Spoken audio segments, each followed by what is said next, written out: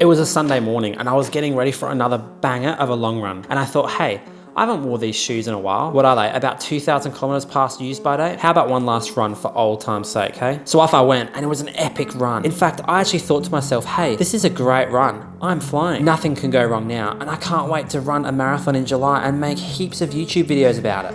And then after this run, the worst case scenario.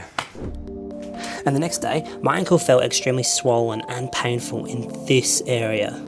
And any of you that know anything about injuries know that this is a red flag for fractures. But a fracture after just one run? Surely not. Imagine how unfair that would be, having a fracture after just one run in some bad shoes. And to be honest, I couldn't be bothered going to the doctors because nothing would even show up on a scan in the first 10 days. So I took the conservative route and assumed the worst, and completely stopped running and started resting immediately. Well, except for this thing. Because a little bit about me, I'm a physio and I've seen many runners over my time come in with exactly what I was experiencing and then hammering on for another month and ending up in a moon boot. So it's clear that I had to change my plans because there was no way that I was gonna be able to run a peak race in July. It just was not gonna happen. Especially after having literally most of February and most of March off running completely. So I've just been bumming around on my bike and I actually learned this really cool trick. Pretty cool, right? That's eventually for when I go and do a triathlon. Oh wait, I can't swim. Now I'll take you through the 4 things that I've been using to cope with this situation and hopefully come back from this bigger and better. Okay, maybe not bigger, but definitely better. So here's my plans. 3 hours later. So here was the original plan. Start a 16-week mega marathon training block in March for a big July marathon. Like I've never grinded before in my entire life. So I actually had lactate and VO2 max testing in week 2. I was going all out for this prep. In May, we were gonna get that elusive sub 120 half marathon and then have 6 weeks of full send to a July marathon, baby. All aboard, here we go. And I was gonna run off into the sunset with an amazing debut marathon.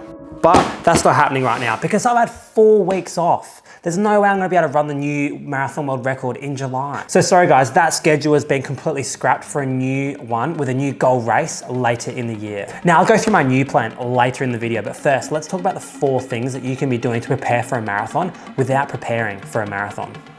Bit confusing, right? Okay, second workout of the day after my big ride this morning, and it's a baby run. I'm gonna try 15 minutes without stopping. Nothing special. And also, because I've rode so far this morning, my legs are fucked. So thing number 1, we need to change our goals. There's no point trying to be David Goggins and trying to just run through stress fractures and shin splints and stupid stuff like that. It's just not worth it. Who cares about staying hard? Rest for a bit. Stay hard! Man, I feel like a newborn giraffe running at the moment. Like, my legs are just not connected to my body. 16 weeks and I'm running a marathon. God, what am I gonna do? But yes, change your goals, be adaptable. Don't put yourself under so much pressure to get something done when you only have 16 weeks.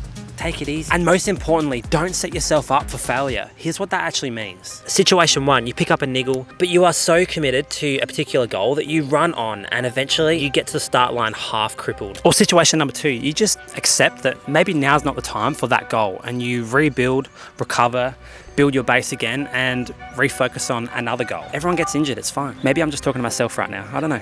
Because sometimes goals can be a little bit too ambitious for the time frame that you gave yourself. And sometimes you don't know they're too ambitious until you try and then fail, and that's okay. Because here's the thing, the goal that you care about so much right now and is driving you and that feels so important in your life, as soon as you achieve it, it's gonna feel completely worthless. So maybe sometimes rather than being so goal driven, maybe just stop and smell the roses and just enjoy the privilege of running. Like I literally just felt like myself again after 3 weeks, just being able to run for 15 minutes because now I understand that running is a privilege. So if you've lost that privilege of running, here's what you can do next.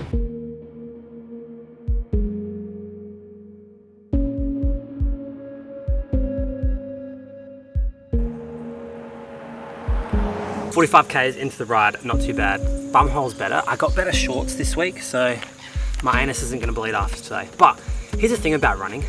You can't do a lot of it. The impact and the pounding on the legs really means that only a select few elite athletes in the world can actually cope with the crazy amount of pounding every week for like 15 hours. And for us sub-elite runners, we either have to run really slowly all week long, which absolutely kills me, or we have to resort to doing more cross training, which can be fun. And that's what this injury has taught me, is that cross training can be a really powerful driver of aerobic capacity, because your body doesn't really care about where this aerobic capacity comes from, whether it's cycling or running or rowing or whatever else. Because I've been smashing 15 or 16 hours a week on the bike, and God, I'm sick of cars.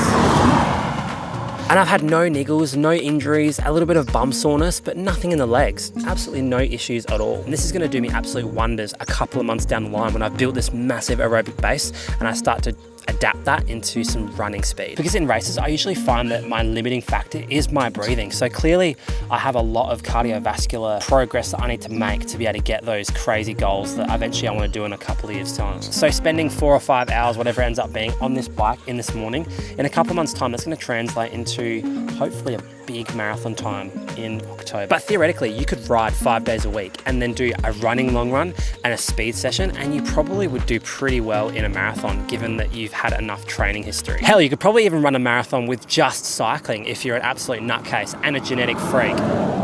And while you're riding your bike so much, you can actually start to address this next thing that limits people in the marathon so much. Hey, it's pre-ride Connor here. Quiz time. What is the biggest issue in marathoning? Surviving training, not getting injured, actually getting onto the starting line and setting off. Okay, so what's the next biggest issue? Well, it's people not being able to actually maintain their race pace that they train for. But why is that? Well, your body only has enough energy in your body to actually go at marathon pace for about 1 hour and 45 minutes.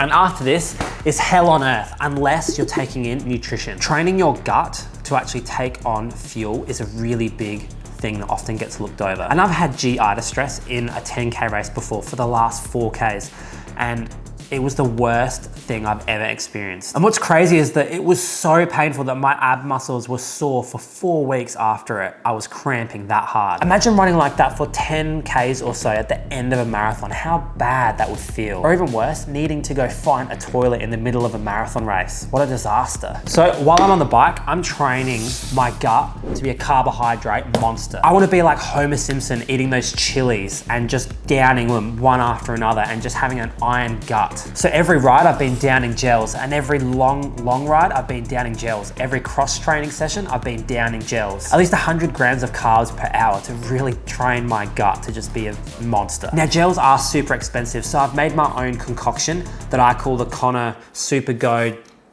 Mix. So it's 50% hydration drink. There we go, 50%. And then it's 50% sugar.